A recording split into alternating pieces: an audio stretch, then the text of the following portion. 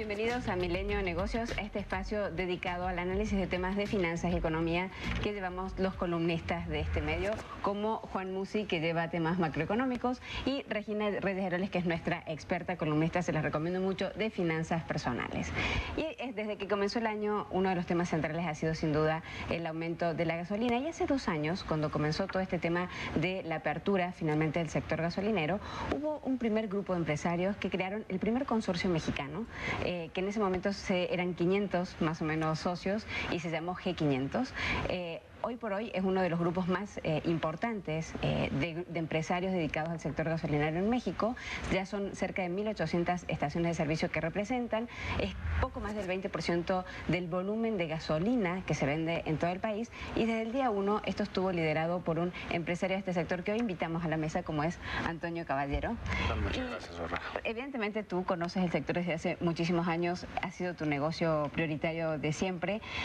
¿Estaban ustedes preparados para este aumento ahora en el mes de enero? ¿Y qué crees que encendió este polvorín post-gasolinazo? Bueno, fue una medida un tanto sorpresiva.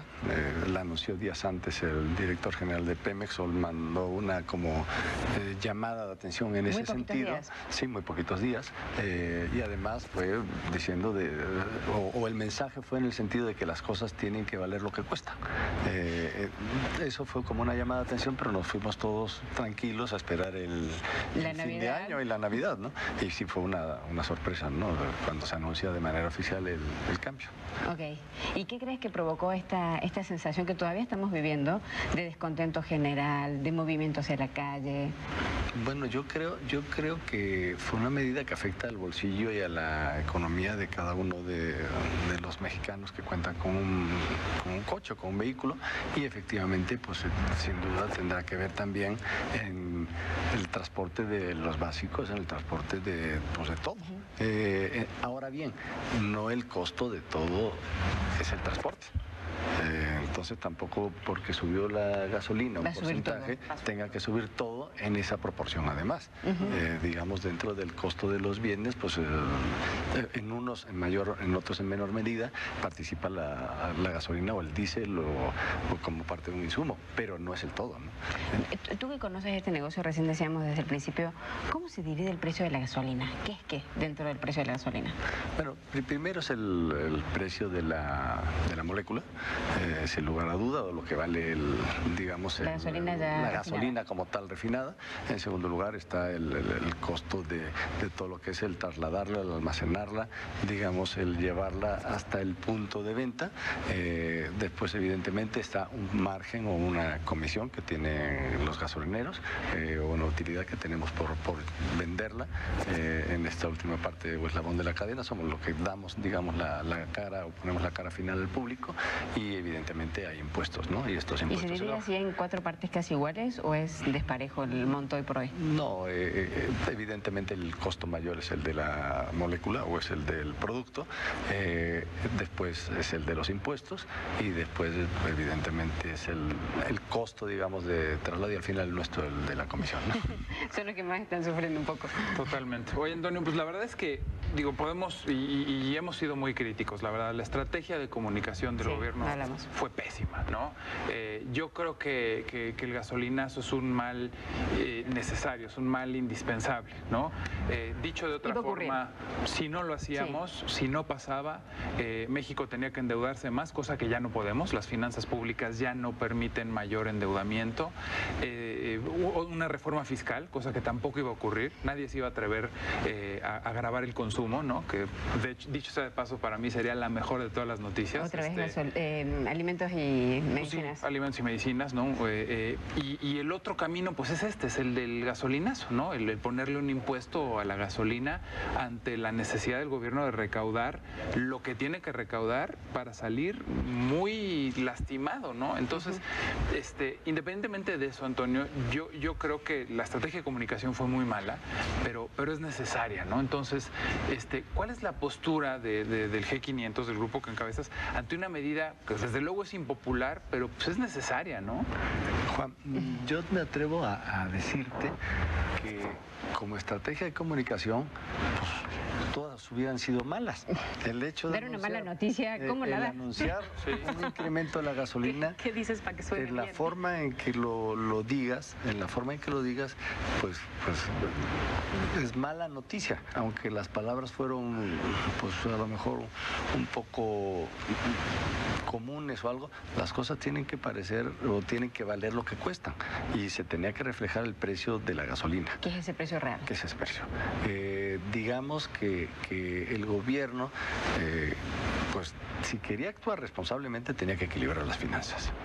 Y una forma de equilibrarla era subiendo el precio de las gasolinas. Esto hubiera podido hacerse o de una vez, o haber, como bien indicas, haber dejado para más adelante ese incremento para cuando hubiera una apertura real de precios.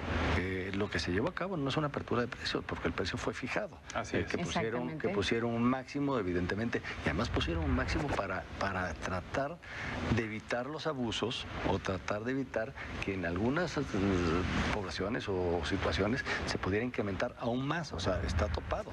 No hay una libertad de precio todavía. O sea, la libertad real es 2018. La libertad real lo va a ser cuando efectivamente hay una competencia. Hay una competencia de precios con productos distintos, con actores diferentes, etcétera. Oye, además, ¿cómo fuimos críticos en su momento de cuando se subsidiaba la gasolina, cuando vivíamos el fenómeno contrario? Claro. ¿no? Nos gastábamos cientos de miles de millones de pesos en subsidiar a la gasolina y se era muy crítico, ¿no? Y ahora que evidentemente tenemos gasolina más cara que el resto del mundo... Y el subsidio no está. Y el subsidio no está, estamos siendo mucho más críticos o sensibles al tema, ¿no? Esto se agrava también, si tú te pones a verlo, porque se hubiera podido hacer de manera escalonada, o digamos poco a poco, los famosos gasolinazos que venían dándose, pero sucedió algo, de repente el petróleo empezó a subir de precio. En el último cuatrimestre del año, claro. Y además subió extraordinariamente, y además el peso pues, también se ha venido deteriorando, y el petróleo a nivel mundial pues se cotiza en dólares, no se cotiza en pesos. Entonces empezó a haber un abismo enorme y había que tomar la decisión, y la decisión la tomaron. Eso me lleva un poco a la pregunta que yo tenía, ¿no? Creo que en este contexto en el que no se podía hacer otra cosa, tenía que suceder, era inevitable, tenían que subir los precios de las gasolinas, hay una, digamos, una cierta idea de que a lo mejor pudiera, en el momento en el que haya una apertura del sector real, que haya una liberalización de los precios y que haya una competencia y entonces pueda haber un ajuste. Esto afecta, este precio de la gasolina hoy afecta a los bolsillos de los mexicanos, ya no los comentaste, y ¿qué podemos esperar? ¿A bajar? Vamos a ver que suba, vamos a ver que suba más en febrero, eso ya lo sabemos. O sea, ¿qué números están manejando ustedes? ¿Qué es lo que están esperando? ¿Cuándo podríamos ver entonces que a lo mejor sí pues, hubiera una baja? Yo pienso que no podemos adivinar el futuro, pero en el futuro inmediato la tendencia pareciese ser del petróleo, o sea, de la molécula que va a continuar subiendo. También el tipo de cambio, yo no apostaría a que mejorara o se estabilizara. Hay una gran apreciación, ¿no? Y menos estamos hablando de un corto plazo, vamos, no es ni corto plazo, es 2 semanas. Bajo esa circunstancia, si seguimos con esa actitud, pues a lo mejor hubiera esa necesidad. El único esquema es, como hablamos, sacar dinero de otra parte. Sacar dinero de otra parte, pues es vía déficit, o vía financiarlo en alguna forma, o vía recaudación, o buscar recaudar en otras formas. Sí, a lo largo del tiempo, yo creo que la reforma va a permitir algo que todos esperábamos que sucediera desde ahorita, pero es imposible que sea súbito, que sea espontáneo. El que cuando suba el petróleo a nivel mundial, obviamente nos pega a los bolsillos, pero cuando baje la molécula, baje. Eso jamás lo vimos. Bueno, pero eso es a lo que tiende y es el propósito de la reforma. Ok, ¿en cuánto tiempo, en cuántos años podría ocurrir eso? Yo creo que va a ser una decisión que se tomó este sexenio, por usar términos o periodos políticos, que se van a reflejar en los siguientes sexenios. ¿Por qué?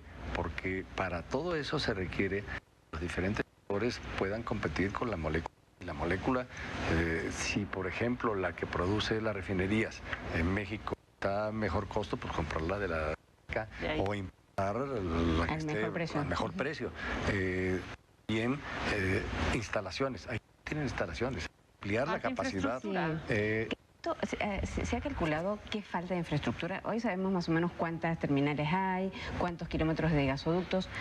¿De qué tamaño debería ser la infraestructura para que esto sea realmente competitivo? ¿El doble, el triple?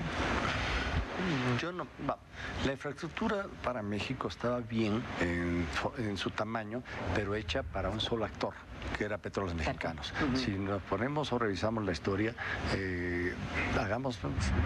podemos ver que jamás nos ha faltado combustible de ninguna clase, en ningún hogar o en ninguna población o en ninguna parte del país, pero estaba hecha en función de un solo actor, que era Petróleos Mexicanos. Pero por eso, ahora que vienen más... Ahora que vienen más, sí, para poder competir, sí se requiere una inversión en infraestructura muy importante. ¿De cuánto más o menos?